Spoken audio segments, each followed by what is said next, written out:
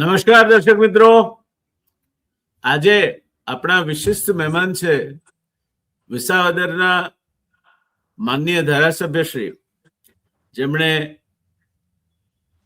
એક ઇતિહાસ રચીને વિસાવદર ચૂંટણી જીતી, પેટા ચૂંટણી જીતી અને વિધાનસભામાં દમામભેર પ્રવેશ કર્યો છે. આમ આદમી પાર્ટીના તેઓ શ્રી ધારાસભ્ય શ્રી છે અને લગભગ એમ કહીએ તો ચાલે કે ચૂંટણીમાં ઉભા રહેવાનું નક્કી કર્યું ત્યારથી એમણે સૌરાષ્ટ્રને અને સુરતને માથે લીધું છે. એટલે સતત કાર્યરત, જ્યાં કંઈ બનતું હોય કોઈ પણ ઘટના ત્યાં માનનીય ગોપાલભાઈ ઇટાલિયા ના પહોંચ્યા હોય એવું મેં જોયું નથી. એટલે એક સતત કાર્યશીલ ધારાસભ્ય તરીકેની એમણે છાપ ઉપસાવી છે. યુવાન છે, શક્તિનો સ્ત્રોત સ્વાભાવિક રીતે ધસમસતો હોય અને એ શક્તિ સાચી દિશામાં કામે લગાડી છે. ગોપાલભાઈને આપણે આવકારીએ. આજે આપણા મહેમાન છે. ગોપાલભાઈ, આવકાર છે આપને મારા તરફથી અને અમારા રિયલ ડિબેટ ચેનલના દર્શક મિત્રો તરફથી. પ્રણામ, ધન્યવાદ. ગોપાલભાઈ, હમણાં વડોદરાના 5 ધારાસભ્યશ્રીઓએ એક પત્ર લખ્યો. આમ તો ભૂપેન્દ્રભાઈનું પુનઃગઠન થયું મંત્રીમંડળનું, ત્યાર પહેલા પણ એક ફેસલેસ મિનિસ્ટ્રી તરીકે જાણીતી હતી. એની કોઈ ગતિવિધિઓની કોઈને કંઈ પડી નહોતી, બધું ચાલતું હતું. ડિસ્પાઇટ ધેમ, એમના હોવા છતાંય ગુજરાત ચાલતું હતું. હવે પુનઃગઠન પછી પણ આ જ સ્થિતિ છે. મંત્રીમંડળ ઉપસતું જ નથી, એનો ચહેરો ઉપસતો નથી અને ધારાસભ્યશ્રીઓ એમના જ પક્ષના, અગાઉ માનનીય કુંવરજીભાઈ બાવળિયા અત્યારે મંત્રી છે, એમણે પણ ફરિયાદ કરી છે. બીજા ધારાસભ્યશ્રીઓ, 20 જેટલા ધારાસભ્યશ્રીઓ ફરિયાદ કરી છે કે અમારા કામ થતા નથી અને અધિકારીઓ અમને ગાંઠતા નથી. એટલે આ બાબતમાં આપ તો વિપક્ષના પ્રતિનિધિ છો અને સંખ્યાબળની દ્રષ્ટિએ પણ એટલી વિપુલ સંખ્યા આપની પાસે નહીં હોવા છતાં પણ મારે આપને ને ચૈતર વસાવાને બંનેને અભિનંદન આપવા છે કે આપ વાતાવરણને પડને ગાજતું રાખી રહ્યા છો અને એ ગાજતું રાખવામાં આપ કાર્યરત રહો છો. ક્યારેક હોસ્પિટલના ઉપર રેડ પાડો છો અને બહુ જ હળવી ભાષામાં એની ત્રુટીઓ રજૂ કરો છો. ક્યારેક પ્રજાના પ્રશ્ને મેદાનમાં ઉતરી પડો છો, ક્યારેક રેલી સંબોધો છો, ક્યારેક સુરત પહોંચી જાઓ છો. You sim two B having indefinite source of energy. અરે આવકારદાયક છે. કંઈક તો થઈ રહ્યું છે એટલે અમને લોકોને એમાં એક લોકશાહીમાં તેની આશા દેખાય છે કે કોઈક તો કંઈક કરી રહ્યું છે, સાવ હિમ નથી પડી ગયું.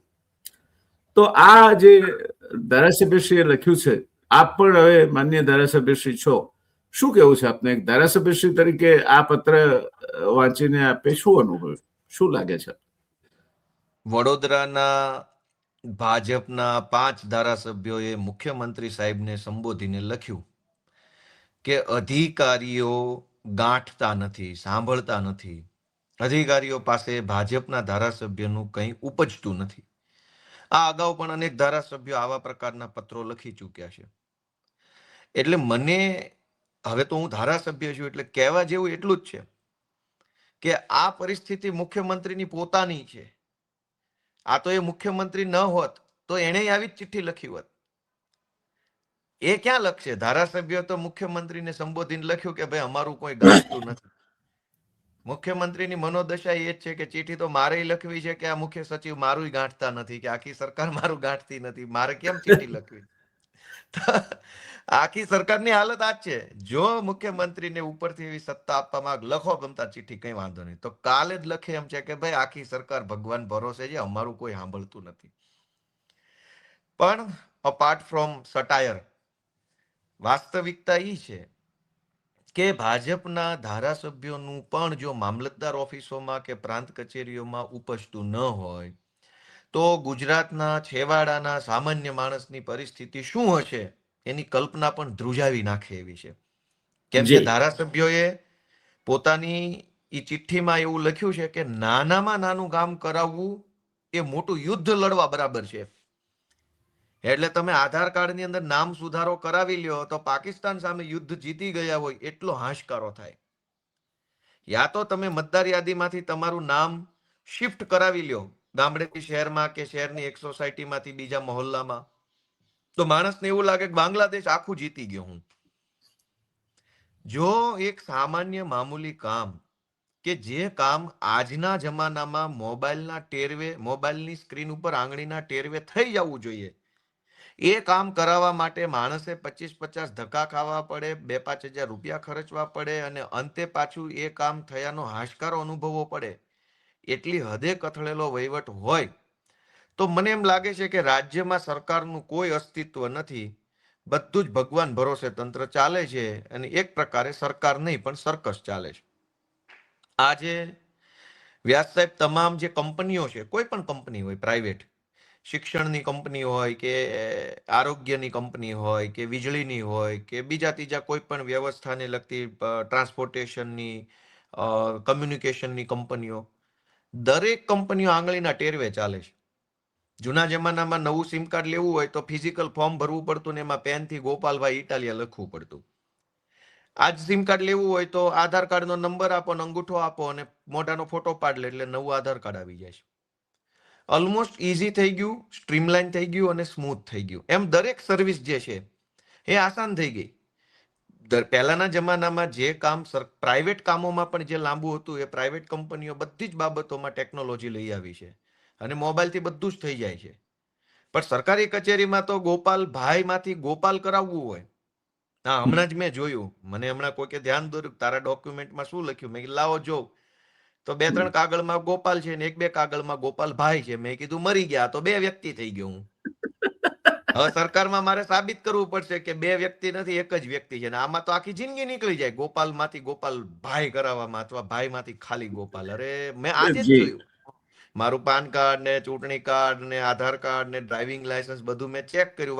વાતોથી કંઈક વાત નીકળી તો કોઈએ કીધું કે ભાઈ જોજો આ નામમાં સ્પેલિંગમાં. મેં કીધું લાવો જોઈએ. એટલે હવે તો હું તો ગુજરાતમાં ભાજપની સરકારમાં 2 વ્યક્તિ થઈ ગયો. આધાર કાર્ડ પ્રમાણે ગોપાલ ને ચૂંટણી કાર્ડ પ્રમાણે ગોપાલભાઈ. હવે તો એ સાબિત કરવામાં જિંદગી વહી જાય કે એ 2 ગોપાલ હું જ છું. લો, તો વાત આપણે વ્યાસ સાહેબ એવી કરતા હતા કે એક બાજુ સરકારનો દાવો છે ડિજિટલ ઇન્ડિયા, ટેકનોલોજી ખરેખર એટલી હદે આગળ વધી રહી છે કે એની કલ્પના બહારનો વિષય છે. અને એક બાજુ આપણી સરકાર છે, છાપામાં વર્ષો પહેલા શબ્દ આવતો મંથર ગતિએ ચાલે છે. પછી જી મેં બહુ વિચાર્યું કે આ મંથર શું આવતું છે? ગતિ તો સમજ્યા કે સ્પીડનું એક શબ્દ છે, સ્પીડને વિઝ્યુલાઇઝ કરવાનો. મંથર કેવું આવતું છે? પછી જયારે જાણ્યું કે ભાઈ આ મંથર ગતિ છે, તો એની કરતા ધીમી સરકાર હાલે છે, પણ એનો ડિક્શનરી શબ્દ નથી ને એટલે મંથર ગતિ શબ્દ આપ્યો છે. જી એટલે એટલે લગભગ સરકાર, સ્થિર હાલતમાં છે. એટલે મંથર કરતા ધીમી ગતિએ આપણી સરકાર હાલે છે. અને એના કારણે ધારાસભ્યોએ આવા પત્રો લખવા પડે છે. અધિકારીઓ આજના જમાનાના મુઘલ બાદશાહો છે બધા. એક જમાનામાં મુઘલ બાદશાહો હશે ત્યારે એનો વર્ચસ્વ રૂઆબ કેવો હશે એ આપણે જો જાણવું હોય તો ઇતિહાસના પુસ્તક ભણો ન ભણો, કોઈ સરકારી કચેરીમાં જાઓ એટલે તમને આમ ફિલિંગ આવી જાય કમ્પ્લીટલી મુઘલ સલ્તનત જેવી. એ હકીકત છે. મામલતદાર ઓફિસ, કલેક્ટર ઓફિસો, એસપી ઓફિસ, તમે જુઓ એસપી અને કલેક્ટર ઓફિસોમાં સામાન્ય માણસોથી તો જવાતું નથી. કેમ કે એટલા બધા કોઠા વીંધવા પડે એસપી કલેક્ટર સુધી પહોંચવા માટે. 7 કોઠાનું યુદ્ધ છેડવું પડે. પહેલા તો ગેટે સિક્યુરિટી ગાર્ડ જ તમને અડધા પડધા તો અધમુઆ કરી નાખે. કેમ આવ્યો છો? શું કામ આવ્યો છો? થેલીમાં શું છે? ખિસ્સામાં શું છે? આ બાર મૂકતો જાન, ઓલું બાર મૂકતો જાન. લુગડા સિવાય બધું બાર મૂકીને જવાની વાત છે. અમારા માટે હવે તો કઈ લાવ્યો છે કે નહીં? હા, નહીં, બધું બહાર કઢાઈ નાખે. મોબાઈલ બહાર મૂકી દે, ઘડિયાળ મૂકી દે. કીધું હવે તા લુગડા પહેરવા દે છે એ તે જિલ્લે ઇલાહીની મહેરબાની કહેવાય. બાકી તો કાલ એમ કે કલેક્ટરની ચેમ્બરમાં જાવ હોય કપડાય બહાર મૂકતો જા. તું એની સામે કપડા પહેરીને જાય તો તોહીન થઈ જશે. એ તો હુજુર સલામત છે, અજીમો શાન છે, શહેનશાહ છે. એની સામે કપડા પહેરીને આપણાથી ના જવાય. આપણે નાચી જ માણસો છીએ. જી એટલે એટલી હદે ખરાબ પરિસ્થિતિ સરકારી કચેરીઓની છે. તમે જુઓ, હું ધારાસભ્ય છું, મારી સામે પીએસઆઈએ કેવું વર્તન કર્યું આખી દુનિયાએ જોયું. જીભા જોડી કરી. ભાઈ, જી હું રજૂઆત કરવા ગયો છું, હું જનતાનો પ્રતિનિધિ છું, હું સાચો પણ હોઈ શકું અથવા ખોટો પણ હોઈ શકું, એમાં મને કંઈ વાંધો નથી. પણ તમારી વાત કરવાની પદ્ધતિ શું છે? ધારાસભ્ય સાથે વાત કેમ કરવી? જનતાએ ચૂંટીને પ્રતિનિધિ બનાવ્યા હોય, જેને સંવૈધાનિક અધિકાર મળ્યા હોય, જેને વિધાનસભાના વિશેષાધિકાર મળ્યા હોય, એવા વ્યક્તિ સામે તમે હાવ ગલીછાપ ભાષા વાપરતા હો તો જનતા સાથે હું નહીં કરતા હો? બરાબર છે. તો ગુજરાતની પરિસ્થિતિ એટલી હદે ભયાનક રીતે દુર્ભાગ્યપૂર્ણ છે કે એની ચર્ચા કરવા બેસીએ તો એપિસોડના એપિસોડ ટૂંકા પડે. જી પણ હવે લોકો જાગૃત થાય તો જ આનો રસ્તો નીકળે. જી દર્શક મિત્રો, ખરેખર ગંભીર બાબત છે. એક જમાનામાં ગુજરાત, જેની સ્થાપનાનો દીપક રવિશંકર મહારાજ જેવા પવિત્ર વ્યક્તિના હાથે પ્રગટ્યો, એ ગુજરાત એના વહીવટ માટે વખણાતું હતું. હું સરકારી અધિકારી તરીકે 1990 સુધી હતો. સચિવ કક્ષાથી ઉપરની કક્ષામાં પણ કામ કર્યું. પણ ગુજરાતની વાત આવે એટલે વહીવટી તંત્રની અમુક મર્યાદાઓ, પ્રગતિશીલ વહીવટ, વહીવટી તંત્ર અને ચૂંટાયેલા પ્રતિનિધિઓ વચ્ચેની પણ મર્યાદાઓની વાત થતી. આજે બધું લોપાઈ ગયું છે. અને માનનીય ધારાસભ્યશ્રીને જો આવો અનુભવ થાય તો બીજાને તો શું અનુભવ થાય? સાચી વાત છે. તો ગોપાલભાઈ, આ જેને શતમુખ વિનિપાત કહેવાય એ થયું છે, એના પાયામાં શું માનો છો આપ? એનું કારણ શું માનો છો? સરકાર તો પૂર્ણ બહુમતી કરતા આમ લુંબે ઝુંબે બહુમતીમાં છે, એમ કહીએ તો ચાલે. તો શું તકલીફ છે સરકાર? એટલે પૂર્ણ બહુમતીની તો સરકાર છે જ, પણ એ સરકારની અંદર બેઠેલા લોકોની ક્ષમતા કેટલી છે એ મોટો પ્રશ્ન છે ને. બહુમતી તો ખાલી સંખ્યા બળથી નક્કી થઈ જવાની છે, પણ આવડત, ક્ષમતા, અનુભવ, સ્થિતિ પરિસ્થિતિઓને ટેકલ કરવા માટેનો અનુભવ એ ક્યાંથી લાવવાનું? આજે ગુજરાતની સામાન્યમાં સામાન્ય કચેરીમાં સરકારી અધિકારીઓનો રૂઆબ એ એવડી મોટી હદે છે કે કદાચ અંગ્રેજોના જમાનામાં આવું નહીં હોય.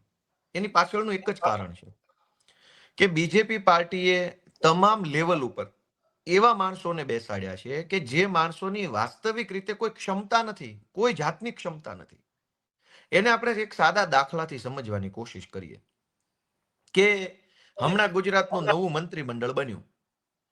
કોઈ પણ સામાન્ય સમજણ ધરાવતા વ્યક્તિને આપણે એક જ પ્રશ્ન પૂછીએ કે આ નવા જે મંત્રી બન્યા એની અંદર કોઈ ઉચ્ચ કક્ષાની આવડત, લાયકાત, એની અંદર બહુ વિશિષ્ટ સિદ્ધિઓ પ્રાપ્ત કરેલી છે, ઊંડાણપૂર્વકના અભ્યાસુ છે, નિષ્ણાંત છે એટલે મંત્રી બનાવ્યા છે, કે કાંઈ નથી આવડતું હાવ ગતાગમ વગરના છે એટલે મંત્રી બનાવ્યા છે? આટલો લોજિકલ પ્રશ્ન તમે કોઈ પણ માણસને પૂછો તો સામાન્ય માણસે શું જવાબ આપે? કે કાંઈ ગતાગમ નથી પડતી એટલે જ મંત્રી બનાવ્યા છે. ગુજરાતનો એક પણ નાગરિક એવું આમ છાતી કાઢીને, ઇવન ભાજપનો માણસ એમ ન કહી શકે શિક્ષણ મંત્રી જેને બનાવ્યા છે એ શિક્ષણના ખૂબ વિદ્વાન વ્યક્તિ છે, 5000 પુસ્તકો વાંચી લીધા છે, દુનિયાભરના સંસ્કૃતિનો અને કલ્ચરનો અભ્યાસ કર્યો છે, આટલા દેશોનો પ્રવાસ કર્યો છે, આટલી યુનિવર્સિટીઓમાં ભણ્યા છે, એકેડેમિક લેવલે આવું નોલેજ છે એટલે શિક્ષણ મંત્રી બનાવ્યા છે? આવું કઈ છે નહીં. એને કશું જ આવડતું નથી, કઈ ગતાગમ નથી એટલે એને મંત્રી બનાવ્યા છે. હવે જો બીજેપી પોતે જ એક ઓર્ગેનાઇઝ પ્રયત્ન કરીને, આયોજનબદ્ધ રીતે, વેલ થોટ પ્રોસેસ કરીને, કોઈ વસ્તુનું જ્ઞાન ન હોય, આવડત ન હોય, ગતાગમ ન હોય, લાંબી ખબર ન પડતી હોય એવા જ માણસોને મહત્વના હોદ્દા ઉપર લઈ આવે, મંત્રી તરીકે કે ધારાસભ્ય તરીકે કે સાંસદ તરીકે કે મેયર તરીકે કે જિલ્લાના પ્રમુખ તરીકે કે પંચાયતના પ્રમુખ તરીકે, તો અધિકારીને તો ખબર જ છે. જે ખબર પાર્ટીને છે એ ખબર અધિકારીને છે જ. પાર્ટીને ખબર છે કે જિલ્લા પંચાયતનો પ્રમુખ તને એટલે જ બનાવ્યો છે કે ભાઈ તને કઈ આવડતું નથી. તો જિલ્લા પંચાયતના ડીડીઓને એ જ ખબર છે કે આને કઈ આવડતું નથી. જેને કઈ આવડતું નથી, જેને કઈ ગતાગમ નથી, તો એ માણસની ઉપર તો સરકારી તંત્ર હાવી થઈ જવાનું છે. બીજું કે વ્યક્તિગત કેપેસિટીમાં ભલે કઈ ન આવડતું હોય, હજુ એ બહુ મોટો દોષ નથી, કેમ કે બધા જ માણસો કઈ બ્રિલિયન્ટ ન હોય. વ્યક્તિગત કેપેસિટીમાં ભાજપના હોદ્દા ઉપર રહેલા માણસોને બહુ ઇન્ટેલેક્ચ્યુઅલ લેવલ ઉપર કે એકેડેમિક લેવલ ઉપર બહુ ટેલેન્ટેડ ન હોય તો એ હજુ પણ એક લેવલે બહુ મોટો પ્રોબ્લેમ નથી. મોટો પ્રોબ્લેમ તો સૌથી મોટો એ છે કે જે માણસ જનતાનો માણસ નથી, જનતામાંથી નથી આવતો, સંઘર્ષમાંથી નથી આવતો, પબ્લિક કનેક્ટિવિટી જેની નથી, એને હોદ્દા ઉપર બેસાડ્યો છે. તો જેની પબ્લિક કનેક્ટિવિટી ન હોય, જનતાને એને કઈ લેના દેના ન હોય, જનતા એને બહુ ઓળખતી ના હોય, આ જનતાને ન ઓળખતો હોય, જનતા વચ્ચે જવાનું ન હોય, જનતાની વાત સાંભળવાની ન હોય, તો real time experience, real time grievances કે રિયલ ટાઈમ કોઈ વસ્તુની નોલેજ એને હશે નહીં. જે નેતામાં રિયલ ટાઈમ નોલેજ ન હોય તો અધિકારી તો માથે ચડી બેસવાનો છે. એટલે ભાજપ વ્યક્તિગત લેવલે નબળો માણસ હોય અને સમાજ લેવલે પણ નબળો માણસ હોય એવાને મોટા મોટા હોદ્દા ઉપર બેસાડે છે, જેના કારણે અધિકારીઓ આ બધી જ મોનોપોલી જાણી ગયા છે અને નેતાઓનું કંઈ ગાંઠતા નથી. કેમ કે કલેક્ટરને ધારાસભ્ય ફોન કરે ભાજપનો તો કલેક્ટર વિચારે કે ભાઈ તે મને ફોન કર્યો, જા તારું કામ નથી કરવું, તું શું કરી લઈશ? તો કોઈ પણ વ્યક્તિ પાસે બે ઓપ્શન હોય, ધારાસભ્ય અથવા રાજકીય વ્યક્તિ પાસે હંમેશા બે વિકલ્પ હોય. પોતાની વાતનું વજન ન પડે તો બે રસ્તાઓ છે. એક કે પોતાની પાર્ટીમાં જાણ કરવી, હું આમ આદમી પાર્ટીમાં છું ને મને તકલીફ પડે તો હું મારા પાર્ટીના નેતાઓને કહું ને અમે પોલિટિકલ રીતે મેટરને આગળ લઈ જઈએ. બીજું કે પોતાની જ્ઞાતિને જાણ કરવી, પોતાના સમાજને જાણ કરવી કે જો ભાઈ મારી યારે આવું થાય છે. હવે ભાજપ એવા જ માણસોને ધારાસભ્ય, મંત્રી, સંત્રી, તંત્રી બનાવે છે કે જેનું એની જ્ઞાતિમાં ઉપજતું ન હોય ને જેનું એની પાર્ટીમાં ઉપજતું ન હોય. તો કલેક્ટર જ્યારે ધારાસભ્ય બીજેપી નો ફોન કરે ત્યારે ફોન ઉઠાવીને એને ખખડાઈ નાખે તો પેલો માણસ જાય ક્યાં? પાર્ટીમાં જવાનું નથી, સમાજમાં જવાનું નથી. તો કલેક્ટરને ખબર છે કે જે બે રસ્તા, દરેક નેતા પાસે બે રસ્તા હોય છે, પોતાનો સમાજ અને પોતાની પાર્ટી. ત્યાં જઈને ફરિયાદ કરે એટલે વજન પડે પડે ને પડે. કલેક્ટરો, મામલતદારો, એસપી, પીઆઈ બધા જ જાણી ગયા છે કે ભાજપના માણસને તમે કકડાઈ નાખશો અને ગોથે ચડાઈ દેશો તો જાશે ક્યાં? પાર્ટીમાં ઉપજવાનું નથી ને સમાજમાં આનું કઈ લેના દેના નથી, તો ઠોકો ઠોકા. એટલો આ પરિસ્થિતિ છે. એટલે સેજ કેલિબર વાળા માણસો જોઈએ. જેમ ટેકનોલોજી આવતી જાય એમ તો વધારે જોઈએ કેલિબર વાળા. હા, યા તો કેલિબર વાળા ન હોય તો કમસે કમ સમાજના બેકઅપ વાળા માણસો આવવા જોઈએ. યસ, સમાજના બેકઅપ આપે જે શબ્દ વાપર્યો ને ગોપાલભાઈ, ગ્રાસરૂટ સાથે જોડાયેલા. કરમસિંહભાઈ મકવાણા કઈ બહુ મોટું ભણેલા નહોતા કે કામરાજ નાદર કઈ બહુ મોટું ભણેલા નહોતા, પણ તળ જમીન સાથે જોડાયેલા હતા.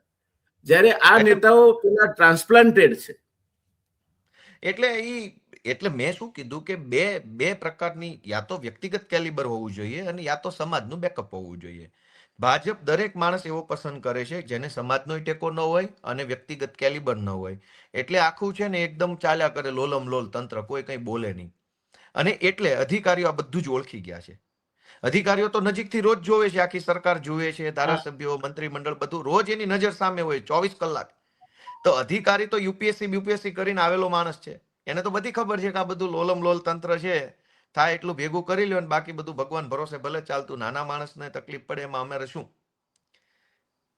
એટલે ગુજરાતની પ્રજા આ પરિસ્થિતિમાં દુખી છે કે ભાજપને હવે કોઈ સક્ષમ માણસ આગળ આવે એમાં રસ નથી. જોવો તમે, નવું સંગઠન બન્યું અને એમાં જે કઈ માણસોને જવાબદારી મળી એને એની કઈ આવડતની આધારે મળી? ભલે 50 જવાબદારી આપી હોય તો 5 લોકો તો એવા હશે ને જે ટોપ ટેલેન્ટેડ માણસો હશે.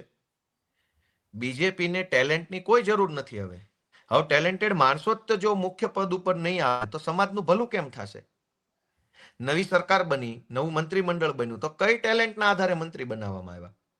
તો કે એક જ ટેલેન્ટ, મોદી મોદી મોદી, ફૂલ, જેની સૌથી વધુ ટેલેન્ટ એને બનાવ્યા. તો લોકો દુખી છે. આ લોકોની વાત અધિકારીઓ તો શું કામ સાંભળે? અધિકારીને ક્યાં મત લેવા જાવો છે? અધિકારીને ક્યાં ચૂંટણી ઊભું રહેવું છે?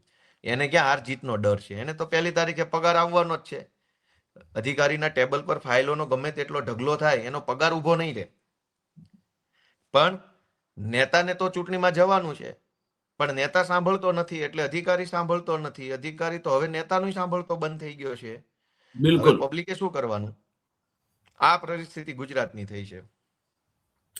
ગોપાલભાઈ, બે પ્રસંગો તમારી સાથે સામે મૂકવા છે મારે, અને આ પરિસ્થિતિ ક્યાં જઈ રહી છે તેના વિશે આપના અવલોકનો મારે જોઈએ છે. એક પ્રસંગ બને છે જેમાં એક જ્ઞાતિના આગેવાન એવું કે છે કે ડોક્ટર રાજેન્દ્ર પટેલનો ગુનો શું, વાંક શું, કઈ જગ્યાએ એને કરવાના પૈસા નથી લેવાતા તો એમણે લીધા, તો એમાં એનું શું તકલીફ છે? અને અમુક જ્ઞાતિના માણસે ફરિયાદ કરી, બિન હિન્દુ હતો એને ફરિયાદ કરી, માથે કરીને આમ કરો ને પછી જય બોલાવે છે. જે અધિકારી લાંચ રૂશ્વતમાં, ભાગ્યે જ આ સરકાર તો લાંચ રૂશ્વતને પ્રેરણા આપનારી સરકાર છે, છતાં એકાદ કિસ્સામાં ક્યાંક એને એક્શન લીધા હશે ગમે તે કારણોસર, એની જય બોલાવે છે. બીજો એક બનાવ જે આપ તો કાયદાના પર સ્નાતક છો અને પોલીસ ખાતાનો તો ઊંડો અનુભવ ધરાવો છો. તો બગદાણાનો પ્રસંગ કે જેમાં એફઆઈઆરમાં કઈ નોંધાતું નથી વસ્તુ, અને પછી એસઆઈટી નિમાય છે. તો સમાજના પ્રેશર નીચે 15 ધારાસભ્યો, 3 સાંસદ, 1 કેબિનેટ મંત્રી, 1 રાજ્યકક્ષાના મંત્રી ભેગા થઈને મુખ્યમંત્રીને મળે છે ને હજુ નીચે ઉતરીને પોતપોતાના વાહનોમાં રસ્તે પડે એ પહેલા તો એસઆઈટી નિમાઈ જાય છે. આ બે પ્રસંગો અને સરકારની વ્યવસ્થા આ અંગે શું કહેવું છે આપને? હવે પહેલી વસ્તુ તો એ છે કે કોઈ પણ વ્યક્તિ એની ઉપર માનો કે કોઈ પણ પ્રકારનો આરોપ હોય તો સ્વાભાવિકપણે નીતિ નિયમ પ્રમાણે, કાયદા પ્રમાણે અથવા કોમન સેન્સ પ્રમાણે એની તપાસ થવી જોઈએ. એ કોમન સેન્સનો વિષય છે અને કાયદો it self is a common sense. જી, કોમન સેન્સ થી આગળ કોઈ કાયદો હોઈ ન શકે, કેમ કે એ તો ઇલોજિકલ થઈ જાય. યસ. તો લોજિક એમાં છે, પ્રેક્ટિકાલિટી એમાં છે, કોમન સેન્સ એમાં છે કે ભાઈ જે કાંઈ આરોપ છે એની એકવાર તપાસ તો કરો. ગુજરાતની પરિસ્થિતિ શું છે અત્યારે પોલીસ તંત્રની, કે પોલીસ જેટલું ઈચ્છે એટલી જ તપાસ થાય છે. ફરિયાદી કેમ નથી થતું? ભાઈ ફરિયાદીએ એવું કીધું કે ભાઈ મને ગોપાલભાઈ ઇટાલિયાએ માર માર્યો, તો પોલીસે એક વખત ગોપાલભાઈને બોલાવીને પૂછવું જોઈએ, તપાસ કરવી જોઈએ. ના માર્યો હોય તો ફરિયાદી ઉપર ખોટી ફરિયાદ આપવાનો ગુનો દાખલ કરવો જોઈએ. અને સાચી વાત હોય તો ગોપાલભાઈને પકડવાની કોશિશ કરવી જોઈએ, જો પોલીસની એટલી મોટી પોલિટિકલ હેસિયત હોય તો. ગુજરાતમાં શું થઈ રહ્યું છે કે પોલીસ જ તે ન્યાયાધીશ થઈ ગઈ છે. દરેક ઘટનામાં પોલીસ જ નક્કી કરી લે છે બધું જ. ફરિયાદી આવે ત્યારે તું સાચો છો કે ખોટો છો, આરોપી પકડાશે નહીં પકડાય, શું કામ નહીં પકડાય, ના ભાઈ ના, આમ નહીં તેમ નહીં, બધું. મતલબ એફઆઈઆર લખાતી નથી, અરજી લખાતી નથી અને ન્યાયાધીશો બેઠા છે પોલીસ સ્ટેશનોમાં. એ બધી જ વસ્તુ, અને એણે કીધું એટલે બ્રહ્મ વાક્ય થઈ જાય છે કે મેં કીધું ને એટલે આમ જ, બસ હવે કાંઈ નહીં. હવે તમે બગદાણાની ઘટનામાં જુઓ કે ન્યાય માગવા માટે આગેવાનો જેટલા આવ્યા એને કોઈનું નામ નથી લીધું. એને શું કીધું કે ભાઈ ન્યાય આપો, સાચા દોષિત પકડો અને એને સજા થવી જોઈએ, આવી ઘટના બીજી વાર ન બનવી જોઈએ. એ તો બહુ બરાબર વાત છે, એમાં કઈ ખોટું નથી. ના, ન્યાયસંગત વાત છે. હા, ન્યાય આપો એવું કહેવા માટે લગભગ કદાવર આગેવાનો, સાંસદ સભ્યો, કેન્દ્રીય મંત્રીઓ, રાજ્યના મંત્રીઓ, કેબિનેટ મંત્રીઓ, આટલા બધા લોકો મુખ્યમંત્રી કે ગૃહમંત્રીને મળવા ગયા, સામાન્ય માણસો નહીં. બરાબર છે. અને ન્યાયની બદલામાં ન્યાય આપવાનો એટલે શું? મુખ્યમંત્રીએ કે ગૃહમંત્રીએ કોઈ નિવેદન કર્યું? તમે જુઓ કે કઈ હદે સમાજને છેતરવાનું. ભાઈ ગોપાલ ઇટાલિયાને મળવા માટે રમેશભાઈ આવ્યા છે સમાજની વાત લઈને, તો ગોપાલભાઈ કહેવું પડે ને કે રમેશભાઈ મને શું કીધું, મેં એને શું જવાબ આપ્યો. જી. તો આટલું મોટું સમાજનું તંત્ર મુખ્યમંત્રીને મળવા ગયું, તો મુખ્યમંત્રી પછી મીડિયામાં આવીને સમાજને કઈ કીધું કે અમારે શું ચર્ચા થઈ? એનો અર્થ શું સમજવાનો? પણ એ તો એમને દિલ્હી પૂછવું પડે ને ભાઈ. નહીં, એને જ્યાં પૂછવું પડે ત્યાં પૂછવું પડે, પણ સમાજે તો જોવાનું ને કે ભાઈ શું ચર્ચા થઈ. એક તો છે કે સમાજના આગેવાનો મીડિયામાં આવીને બોલે કે ભાઈ અમારે આવી ચર્ચા થઈ છે અને મુખ્યમંત્રી અમને આવું કીધું છે. બીજું મુખ્યમંત્રીએ ટીવીમાં આવવું પડે અને એને કેવું પડે કે હા ભાઈ આગેવાનો આવ્યા હતા, અમારે ચર્ચા થઈ છે ને મેં કડક તપાસના આદેશ આપ્યા છે. તમે જુઓ કે ન્યાય માગવા માટે મુખ્યમંત્રી પાસે જાઓ તો પણ કોઈ જવાબ નથી મળતો, તો પોલીસ સ્ટેશનોની હાલત ગુજરાતમાં શું હશે? પોલીસ જ ન્યાયાધીશ છે. તમે કોઈ જુવાન દીકરીની છેડતીની ફરિયાદ લખાવા જાઓ તો અનેક એવા કિસ્સાઓ સાંભળવામાં આવ્યા છે. પોલીસ સ્ટેશને એવું કહી દે ભાઈ તમારે તમારી મર્યાદામાં રહેવું જોઈએ ને તમે હું કામ ફરફર કરો છો? તો સમસ્યા શું છે કે આખા ગુજરાતમાં સરકારી અધિકારી તંત્ર નેતા ઉપર એટલું બધું હાવી થઈ ગયું છે કે આ બગદાણાનો કિસ્સો એનો જ પુરાવો છે કે નેતાઓ બધા ગયા મુખ્યમંત્રી પાસે, તોય પોલીસે શું કર્યું? અને એક વ્યાસ સાહેબ ઇન્ટરેસ્ટિંગ વાત, એસઆઈટી સ્પેશિયલ ઇન્વેસ્ટિગેશન ટીમ બનાવી. ઓહો, આપણને એમ થઈ જાય કે આ તો આ ટીમ તો ઊંધા લટકાડીને ઝાડવે ટીંગાડીને મારશે. આ એસઆઈટી છે ને હવે નહીં છોડે બાપો. આપણને એવું લાગે ઘડીક તો, પણ હકીકત શું છે? આ એસઆઈટીમાં એક સભ્ય તો ઓલા બોટાદના ઇન્સ્પેક્ટર જાડેજા સાહેબ છે. બોટાદના હળદર કાંડમાં નિર્દોષ ખેડૂતો ઉપર બેરહેમીથી જનરલ ડાયરે જેમ ખેડૂતોને માર્યા હતા એવી રીતે લાઠીચાર્જ મારવાનો જે અધિકારી ઉપર આરોપ છે, કોર્ટમાં એની સામે ફરિયાદ થયેલી છે માર મારવાની. ખેડૂતોએ બોટાદની અદાલતમાં જજની સમક્ષ ફરિયાદ આપી છે કે આ જાડેજાએ મને નિર્દોષ રીતે હોવા છતાંય માર માર્યો છે. ઈ માણસ હવે SIT ની તપાસ કરશે. લ્યો, મળી ગયો ન્યાય. નિર્દોષ ખેડૂતો ઉપર ભાજપના ઈશારે દંડાવાળી કરનાર અધિકારી હવે પાછી ત્યાં બગદાણાની તપાસ કરશે, ન્યાય અપાઈ દેશે. અન્યાય ભાઈ, કતલ ભી હમારા ઓર કાતિલ ભી હમ. એક બહુ સહી સરસ હિન્દીમાં શેર છે, કતલ ભી હમારા ઓર કાતિલ ભી હમ. કાતિલ ભી હમ. હે, ઇલ્જામ અમારે ઉપર. આ તો એવી વાત થઈ કે અન્યાય કરનાર વ્યક્તિ જ ન્યાયાધીશ બની ગયો. તો ક્યાં જાશો? પછી ભાજપ શું કરે કે સમાજને લડાવવા માટે બે બાજુથી કેટલાક લોકોને ઉશ્કેરે કે બનાવો વિડીયો, એટલે પેલો આમથી વિડીયો બનાવે, ઓલો આમથી વિડીયો બનાવે. મૂળ વાત એટલી છે કે કોઈ ફરિયાદ આપે છે તો એની પ્રાથમિક રીતે ચર્ચા થવી જોઈએ કે આમાં તથ્ય કેટલું છે અને અસત્ય કેટલું છે. એના બદલે બસ બધા જ ન્યાયાધીશ બની જાય છે. અને જે વ્યક્તિ, બીજો મુદ્દો સુરેન્દ્રનગર વાળી બાબત, કે ભાઈ ગોપાલ ઇટાલિયા રાજકીય વ્યક્તિ છે એટલે એના ઉપર જો કોઈ આરોપ લગાવવામાં આવ્યો હોય તો બની શકે કે એ આરોપ રાજકીય હોઈ શકે. કલેક્ટર થોડો આમ આદમી પાર્ટી છે તો એની ઉપર કોઈ રાજકીય આરોપ હોવાનો નથી. તો કલેક્ટરના સમર્થનમાં ઉતરવાનો તો કોઈ લોજિક નથી. ગોપાલ ઇટાલિયાને રાજકીય રીતે બદનામ કરવાની કોશિશ થઈ રહી છે એવું કદાચ બોલો તો લોજિકલ લાગે, કેમ કે આ દેશનો આઝાદી પહેલાનો ઇતિહાસ એવો રહ્યો છે કે બધા પોતપોતાના રાજકીય બદલા લેવા માટે થઈને પોતપોતાની રીતે જે કાંઈ સાચું ખોટું લાગ્યું એ કર્યું હોય. તો રાજકીય માણસ ઉપર ખોટો આરોપ છે એવું શક્ય છે. કલેક્ટર ઉપર કોઈ શું કામ ખોટો આરોપ મૂકે? અને સરકાર ભાજપની, કેન્દ્ર સરકાર ભાજપની, ગુજરાત સરકાર ભાજપની, સરકારનો અધિકારી ભાજપની સરકારમાં નોકરી કરે છે. ભાજપની સરકારમાં નોકરી કરતો એક અધિકારી ભાજપની સરકારમાં નોકરી કરતા બીજા અધિકારી ઉપર કેસ કરે અને ભાજપની કેન્દ્ર સરકારની અંડરમાં કામ કરતી ભાજપની ઈડી પકડી જાય. આમાં ક્યાં કાવતરું આવ્યું? બિલકુલ નહીં. એક ભાજપની સરકારનો કર્મચારી બીજા ભાજપની સરકારના કર્મચારી ઉપર ફરિયાદ કરે, ત્રીજી ભાજપની સરકારનો માણસ આવીને પકડી ગયો. આમાં ષડયંત્ર ક્યાં આવ્યું? અને ષડયંત્ર હોય તોય તો ભાજપ વાળાએ કર્યું ને, એમાં સમાજ શું કરશે? એટલે સાહેબ હવે આ બધી વસ્તુમાં મારી જેવો નાનો માણસ બોલે ને તો ભૂંડો લાગે. કોક એમ કે આ ગોપાલભાઈને કઈ નથી કઈ ખ્યાલ આવતો. ના, એવું નહીં. હું એની સાથે સંમત નથી. આપ પ્રજાના પ્રતિનિધિ છો અને ચૂંટાયેલ ધારાસભ્ય છો. 182 ગુજરાતના પ્રતિનિધિઓ છે, એમાં સમગ્ર ગુજરાતના પ્રતિનિધિ જ ગણાય કોઈ પણ ધારાસભ્ય. એટલે આપ પણ એમાંના એક પ્રતિનિધિ છો અને એટલે એક જવાબદાર વ્યક્તિ છો.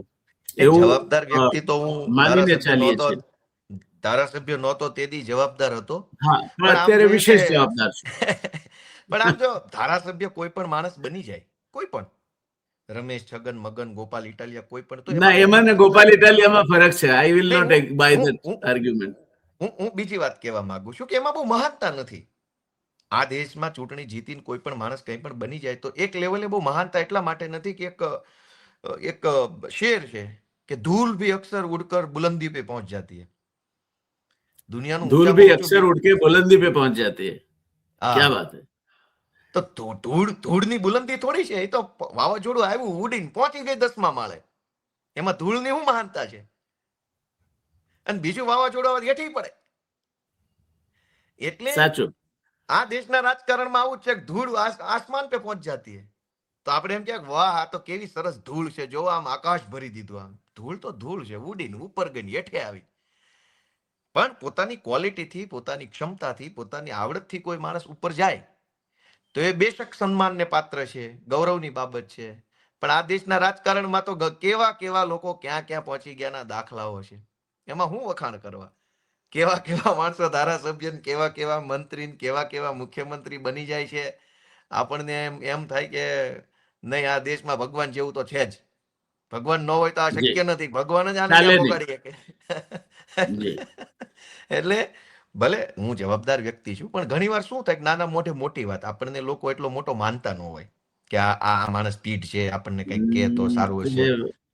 લોકશાહીની કરુણતા છે જો ના માનતા હોય તો. ગોપાલભાઈ, એક પ્રસંગ ઉત્તર ગુજરાતમાં એવો બન્યો હતો કે ભારતીય જનતા પાર્ટીએ પોતાના નવા પ્રદેશ પ્રમુખ નિમ્યા. એનો અધિકાર છે, નિમે ગમે તે. વિશ્વકર્માભાઈને પ્રમુખ બનાવે. એ પાલનપુર સુધી શુભેચ્છા પ્રવાસે ગયા. પાલનપુરમાં એમના માટે સ્ટેજ બંધાયું, આવકારનું પ્રવચનો થયા. વળતા સિદ્ધપુરમાં સ્ટેજ બંધાયું, આવકારના પ્રવચનો થતા હશે.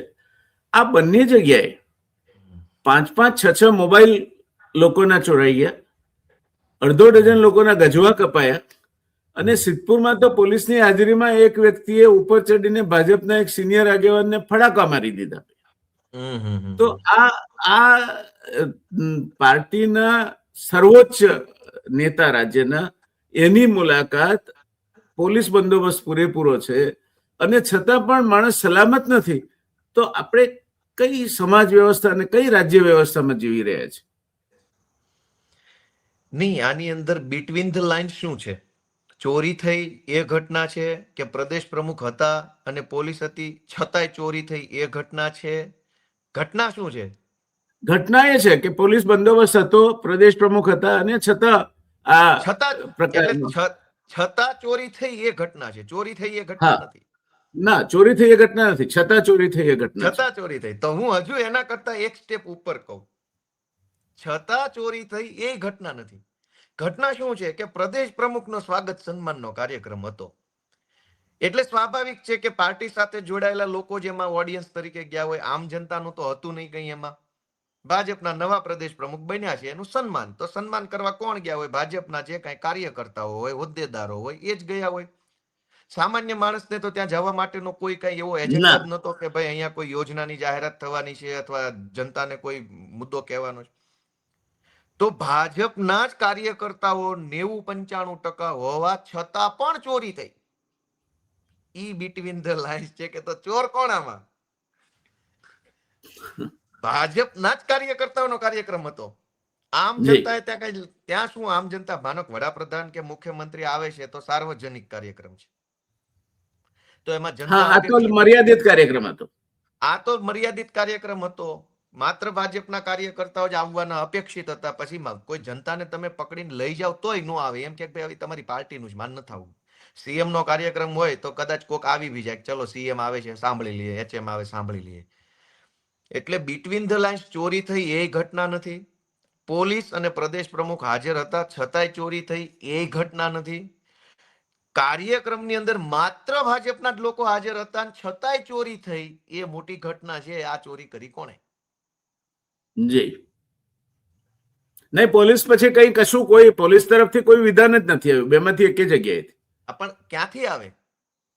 ઓડિયન્સમાં માત્ર ભાજપના જ માણસો હતા છતાંય ચોરી થઈ છે, તો પોલીસે શું બોલવાનું? પોલીસે હોશિયાર છે, એને ખબર છે કે આમ જનતા તો આવી નથી અહીંયા, માત્ર બધા અંદર અંદરના જ છે. તો પોલીસ શું બોલે? જી, વળી પાછા એ જ મુદ્દા પર આવીએ આપણે. વડોદરાના ધારાસભ્યના આમે 5 ધારાસભ્યો ખૂંખાર છે. એમનું કામ ન કરી શકે, ઇનામદાર હોય કે પછી ભાઈ શૈલેષભાઈ સોટા હોય કે વાઘોડિયાના માન્ય ધારાસભ્યશ્રી હોય કે અન્ય હોય, બધા પોતપોતાની રીતે તો બાહુબલી છે. હવે જો એમનું કામ ના થતું હોય ગોપાલભાઈ, તો પ્રજાનો એક સામાન્ય ધારાસભ્ય જે પોતાની કોઈ જ્ઞાતિ કે કોઈ કારણસર ચૂંટાઈ આવ્યો છે અને લોકો એની પાસેથી અપેક્ષા રાખે છે, એનું કઈ રીતે થાય કામ? અને સામાન્ય પ્રજાનું તો થાય જ નહીં. તો આ બાબતે આખરી આપના અવલોકનો શું છે? આપણે આ ચર્ચાને તરફ દોરી જઈએ તે પહેલા આ સમગ્ર ઘટના ઉપર આપના એટલે શું છે હું તમને કહું કે કામ આપણે કેટલાક વાક્યો સતત સાંભળેલા હશે માર્કેટમાં, સમાજમાં લોકો બોલતા, કામ થતા નથી, કામ થઈ ગયું, કામ કરાવ્યું, કામ ન થવા દીધું, કામ મંજૂર થયું, કામ ના મંજૂર થયું, કામ કરતા નથી. આવા વાક્યો આપણે સમાજમાં સાંભળીએ છીએ. આ બધા વાક્યોની અંદર કોમન શબ્દ છે કામ. એટલે એકચ્યુઅલી કામ આપણે શેને માનીએ છીએ? ઘટનાઓ અનેક છે. રોડ છે, શાળા છે, દવાખાનું છે, ખાણ ખનીજ છે, સરકારી બસો છે, પ્રાઇવેટ દવાખાના, આધાર કાર્ડ, ચૂંટણી કાર્ડ, હજારો વસ્તુ છે. એમાં કામ છે ને માનીએ છીએ આપણે. તો હવે આખી ઘટનાને ધારાસભ્યના પોઈન્ટ ઓફ વ્યૂથી સમજવી જોઈએ આપણે, કે આ ધારાસભ્યોએ મુખ્યમંત્રીને એવું કીધું કે સરકારી માણસો કામ કરતા નથી. એટલે લોક ભાષામાં આપણે એમ સમજીએ કે મુખ્યમંત્રી કલેક્ટરને ઠપકો આપશે અને કલેક્ટર કામ કરવા લાગશે. પણ આટલી સરળ બાબત નથી. તકલીફ ये है ना, यही भूल मैं उम्र भर करता रहा गालिब, धूल आईने पे थी, धूल चेहरे पे थी और आईना साफ करता रहा.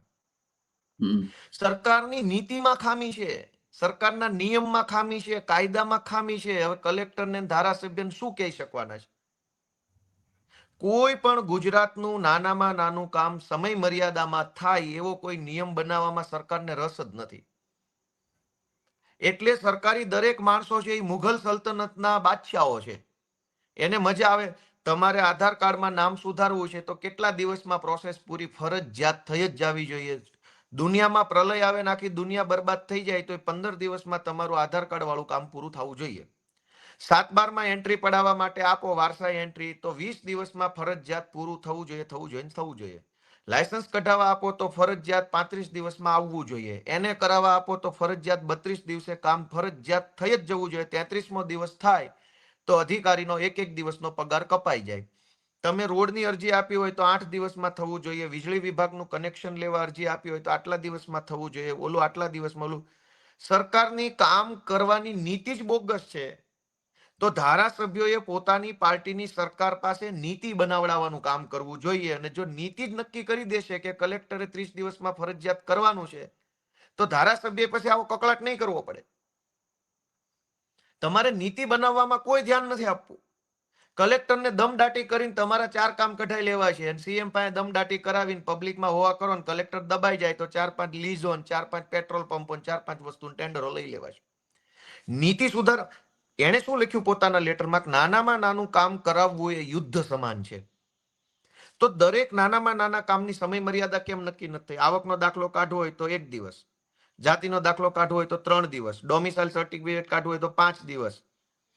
આવું કેમ નક્કી નથી થઈ જતું? અને એટલું હાર્ડ આગ્રહ રાખવાનો કે 3 દિવસ ઉપર એક પણ દિવસ જાય એટલે અધિકારીનો, જવાબદાર વ્યક્તિનો પગાર કપાઈ જવો જોઈએ.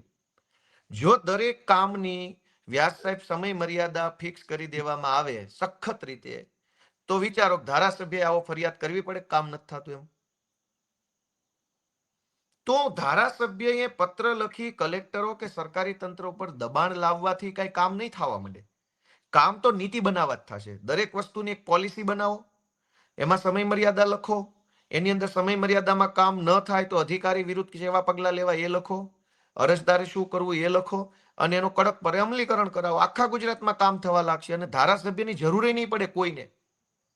આજે હું પરિસ્થિતિ છે, માણસ જાતે જાય તો કામ નથી થતું એટલે ધારાસભ્ય પાસે જવું પડે તોય કામ નથી થતું. તો કામ ધારાસભ્યથી નથી થતું ને માણસથી નથી થતું, તો હવે નીતિ બનાવીને કામ કરાવી શકાય, નિયમ બનાવીને કામ કરાવી શકાય. હવે નીતિ બનાવવાની વાત તો ભાજપની કઈ સરકારમાં કોઈ કરતું નથી, કોઈ ધારાસભ્ય બોલતું નથી કે આનું સોલ્યુશન શું. દરેક સરકારી કચેરીમાં અધિકારીઓ મનસ્વી વર્તન કરે છે તો એનું સોલ્યુશન શું? કેટલા કલેક્ટરોને ઠપકો આપવાનો, કેટલા એસપી ને બોલાવીને ખખડાવવાના, અને ખખડાવવાથી સુધરી થોડા જવાના છે. બગદાણાની ઘટના લઈ લો અથવા કોઈ પણ ઘટના લઈ લો, જો એવી નીતિ બનાવવામાં આવે કે પોલીસને કોઈ પણ પ્રકારની સાચી કે 100% ખોટી ફરિયાદ મળે તો પોલીસે 72 કલાકની અંદર એનો એક્શન ટેકન રિપોર્ટ તૈયાર કરવો ફરજિયાત. 72 કલાકમાં એની પ્રાથમિક તપાસ પૂરી કરવી. જો એવી રીતે એને ડ્યુટી બાઉન્ડ કરવામાં આવે તો તમે વિચારો કે કેટલી બધી ઘટનાની અંદર ક્વિક એક્શન લેવાઈ જાય, ઝડપી પગલા લેવાઈ જાય ને 72 કલાક ડ્યુટી બાઉન્ડ કરવાથી. અત્યારે શું થાય છે કે તમે ફરિયાદ લઈને જાઓ એટલે પહેલા તો 4-5 વખત એમ નામ ધક્કા ખવડાવે, પછી તમે કોઈક ગોપાલભાઈ જેવા કે કોઈક બીજા ત્રીજા ભાઈની ભલામણ લઈને જાઓ તો એમ કે સારું અરજી આપી દો, પછી એ અરજી પાછી 1-1.5 મહિનો એમ નામ પડી રહે, પછી પાછું કંઈક થાય છેલ્લે બહુ મોટી ઘટના બને તો આખો સમાજ ને ટોળા પછી આંદોલન ને ધરણા થાય ત્યાં છેલ્લે સરકાર એમ કે અમે કડક કાર્યવાહી કરશું ને એસઆઈટી ની રચના કરશું. તો જ્યારે ટોળું થાય ત્યારે જ તમે કામ કરશો. તો તો એવી નીતિ કેમ નથી બનાવવામાં આવતી કે ગુજરાતની પોલીસને કોઈ પણ વ્યક્તિ 100% ખોટી કે 100% સાચી જે કાંઈ ફરિયાદ આપે એનો 72 કલાકમાં ફાઇનલ એક્શન ટેકન રિપોર્ટ પોલીસે તૈયાર કરવો અને સરકારમાં સબમિટ કરાવવો, અને ફરિયાદી ખોટો જી નીકળે તો 73મી કલાક પકડી લેવાનો. જી તો આવી નીતિ નથી બનાવતા. એટલે બધું જ અધિકારીઓને દિલ્હી સલ્તનતના મુઘલ સમ્રાટો હોય ને એવી સત્તાઓ પ્રાપ્ત થઈ ગઈ છે. બિલકુલ બિલકુલ. છેલ્લે ગોપાલભાઈ 60માં ગુજરાત અસ્તિત્વમાં આવ્યું ને 95 સુધી લોકશાહી સરકારો ચાલતી હતી. ધારાસભ્યો ચૂંટાતા હતા, મંત્રીઓ પણ ચૂંટાઈને આવતા હતા, મંત્રીઓનો અધિકારીઓ કહ્યું કરતા હતા, મંત્રીઓ પ્રભાવી હતા. 95 પછી એવું શું થયું છે કે આ બધું જે કંઈ ગુજરાત જેના વહીવટ માટે જાણીતું હતું, ગુજરાતમાં કાયદો વ્યવસ્થાની સ્થિતિ અંગે બહુ ઝાઝી ફરિયાદો નહોતી, એવું નહોતું કે બધું જ બરાબર ચાલતું હતું, પણ એના રસ્તા પ્રમાણે જે કંઈ અમલવારી થવી જોઈએ તે મોટા મહદ અંશે થતી હતી. 95 બાદ 95 અને આજે 2026માં છીએ આપણે, છેલ્લા 31 વર્ષથી ભારતીય જનતા પાર્ટી એક ધારું શાસન કરી રહી છે. અને એ પરિસ્થિતિમાં ઉલટાનું એમની શાસન પર પકડ વધારે મજબૂત હોવી જોઈએ, કારણ કે અધિકારીઓને પણ ખ્યાલ હોય કે આના જ ફરી ચૂંટાઈને આવશે ને મંત્રી બનશે.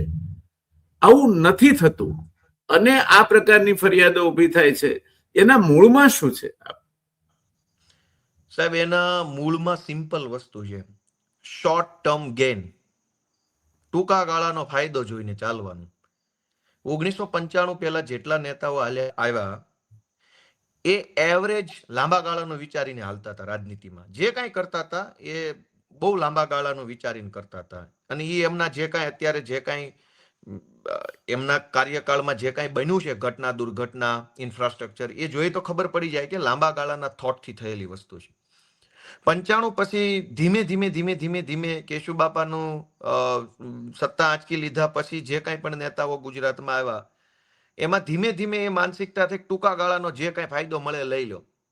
1.5 વર્ષ પૂરતો મંત્રી બનવા મળે તો બની જાઓ, મંત્રી બન્યા છો અને 2 ટેન્ડરમાં ભાગ મળે છે તો લઈ લો, ટિકિટ મળે છે તો ટિકિટ લઈ લો, નથી મળતી તો હોદ્દો લઈ લો, આજે જે મળે છે એ લઈ લો. એટલે ટૂંકા ગાળામાં જે કાંઈ ફાયદો મળે એ લઈ લેવાની માનસિકતા વાળું ટોળું ધીમે ધીમે ધીમે ધીમે મોટું થતું ગયું. એમાં સંગઠનમાં હોદ્દા લેવા વાળું ટોળું હોય, સરકારમાં પદ લેવા વાળું હોદ્દું હોય, સરકારમાંથી આર્થિક રીતે કમાઈ લેવાની માનસિકતા વાળા લોકો હોય, ફેમસ થઈ જવાની માનસિકતા વાળા હોય, બધા જ લોકોએ ટૂંકા ગાળાના ફાયદાઓ જોઈને પોતાની કરિયર આગળ વધારી. હવે આ બધાની વચ્ચે લાંબા ગાળાનું પરિબળ કોણ?